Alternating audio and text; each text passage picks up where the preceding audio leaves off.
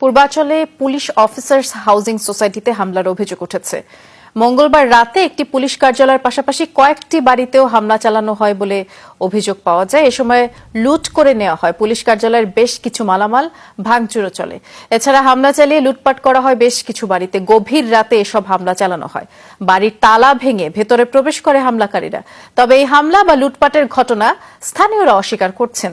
এ ঘটনা এখন পর্যন্ত কাউকেই চিহ্নিত করা যায়নি। ভুক্তভোগীরা বলছেন উদ্দেশ্য প্রণোদিতভাবেই এই হামলা চালানো হয়েছে, নানাভাবে হুমকি দেওয়া হচ্ছে। এখন রীতিমতো আতঙ্কে দিন কাটাচ্ছেন তারা।